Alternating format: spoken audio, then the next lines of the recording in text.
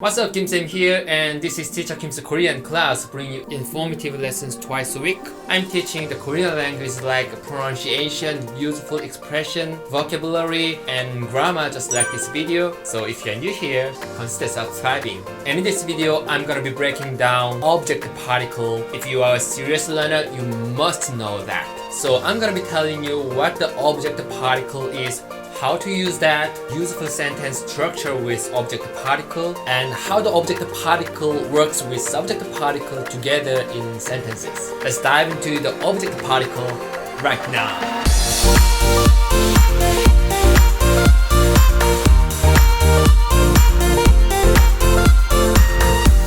Korean object particles are 을 and 를. The particle 을 or 를 attached to a noun, and that indicates the noun is the object of the sentence. Before we learn the grammar, I just want to point out the pronunciation of 을 and 를 first. Many people pronounce object particle in wrong ways, like 울, 룰, or ol, lol.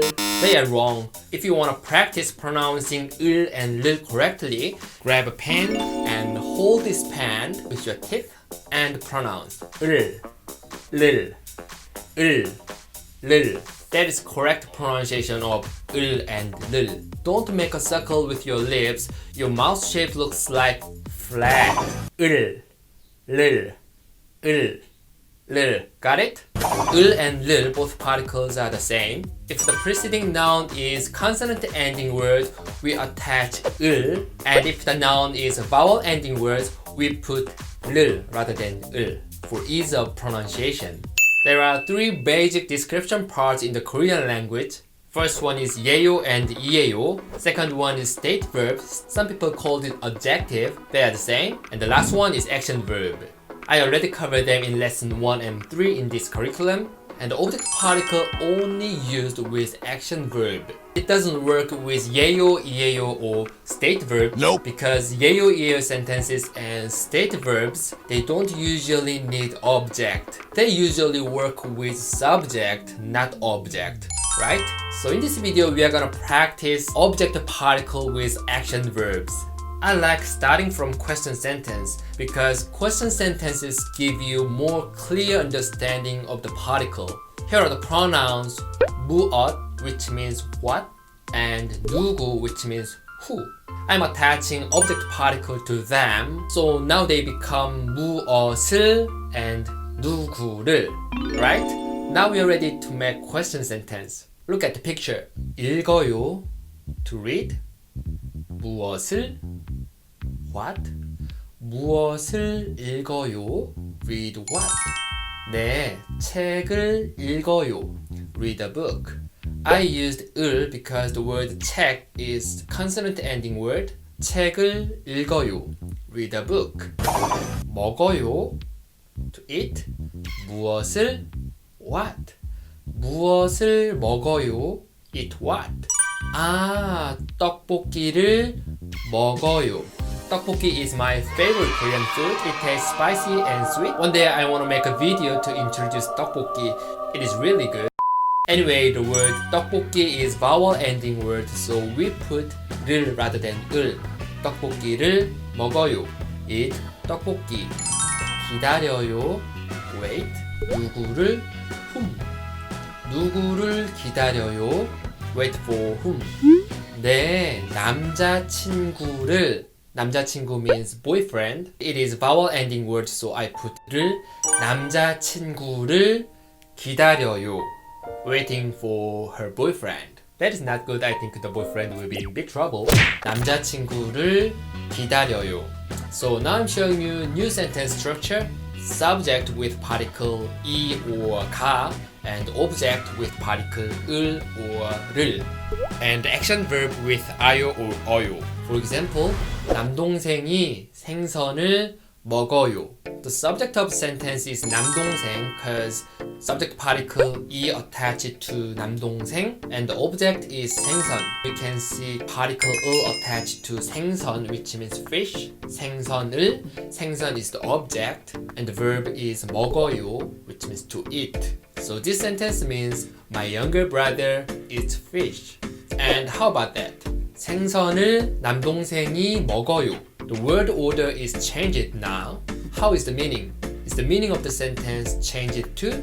Like fish is my younger brother? No, meaning is not changed. Both meanings are exactly the same because of the particle. Even if word order is changed, the subject particle attached to 남동생 and the object particle attached to 생선. So 남동생 is still the subject of the sentence and 생선 is still the object of the sentence. Both sentences are exactly the same. Korean people say both way a lot. That is huge difference between English and Korean language. In English, word order is very important. When word order changes, the meaning is changed too. But in the Korean language, ordering word is not very important because we use particles. If you attach the same particle to the same word order doesn't matter, the meaning is not changing. Look at these sentences, they all have different word order, but the words have the same particles, so their meanings are exactly the same. Even though Korean people say the first and the second sentence form a lot, they are all correct sentences. Changing word order is okay, but what if I change the particle? What will happen to the sentence? Let me show this sentence again. 남자친구를 기다려요. Waiting for a boyfriend. And I'm adding the subject before the sentence. 그녀, which means she, with subject particle 가. 그녀가 남자친구를 기다려요. She is waiting for her boyfriend. We can change word order, it doesn't matter. But what if I exchange the particles? Is the meaning of the sentence still the same? Not at all. Nope. The word 그녀 is now object because of the particle 를. 그녀를. 그녀가 means she, but 그녀를 means her. And what is the subject of the sentence now? Yes, 남자친구. Because subject particle 가 is attached to 남자친구. 그녀를, her. 남자친구가, a boyfriend. 기다려요 is waiting. A boyfriend is waiting for her. 그녀를 남자친구가 기다려요. Can you notice the difference? 그녀가 남자친구를 기다려요. 그녀를 남자친구가 기다려요. They are totally different. Anyway, don't make your boyfriend or girlfriend waiting for you. That is not good. Question of the day. We learned object particle in this video, and I put some easy quiz in the description below, or you can just pause the video now and try to find the answer. If you can't find the answer, I strongly recommend you to watch this video again. Leave your answer in the comment section below and smash the like button right now. Thank you guys, I'll see you in the next video. 안녕!